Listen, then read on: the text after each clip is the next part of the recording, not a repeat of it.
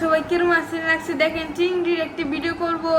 এই চিংড়ির ভিতর থেকে আমরা রকটি বের করে নিচ্ছি, যেটিতে এই যে বালি জমে থাকে।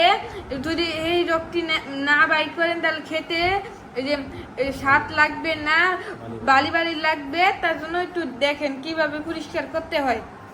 এই যে গাইস, রকটি বের করে নিয়েছি আমরা। এই যে দেখছেন কত বালি ভিতরে।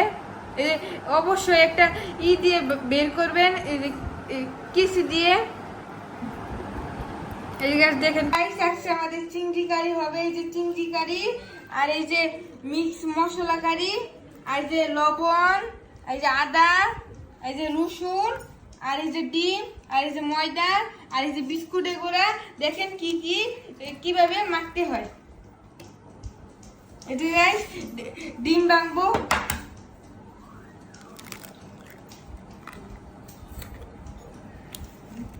ডিম ভাঙা হয়ে গেছে, এখন মিক্স করবো।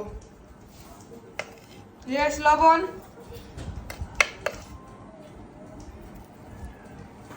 এই জায়গায় লবণ দেওয়া হয়ে গেছে, এখন মিক্স মশলা কারি দিব।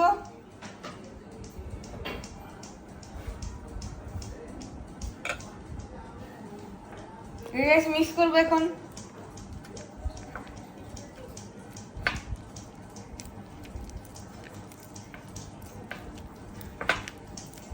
গাইস, ভালো করে মিক্স করবেন একবারে, মানে সবকিছু মিক্স হয়ে যায় ভালো করে। একটু পানি দিবেন, এই যে পানি দিচ্ছি।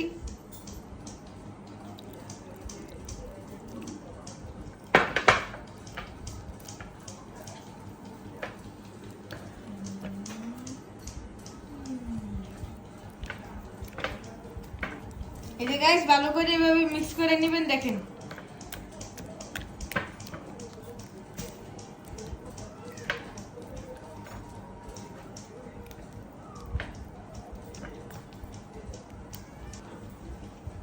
এই যে গাছ, এখন দেখেন এই যে গাছে একটু মিক্স মশলা দিব, আর একটু মিক্স মশলা দিব।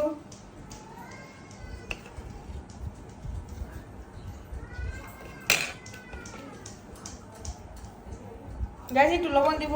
এই যে চিংড়ির ভিতরে কারি ঢুকে নিবেন, কিছু মিনিট রাখবেন, পরে খেতে অনেক সুস্বাদু লাগবে।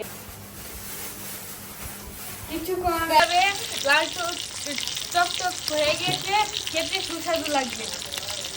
হ্যালো গাইস, এখন আমরা স্বাদের চিংড়ি খাবো। দেখেন কিভাবে খাই।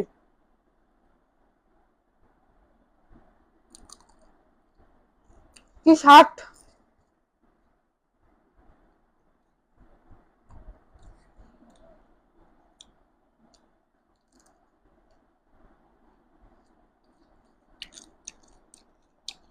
গাইস, অনেক স্বাদ। গাইস, এখন একটু স্যান্ডউইচ খাবো।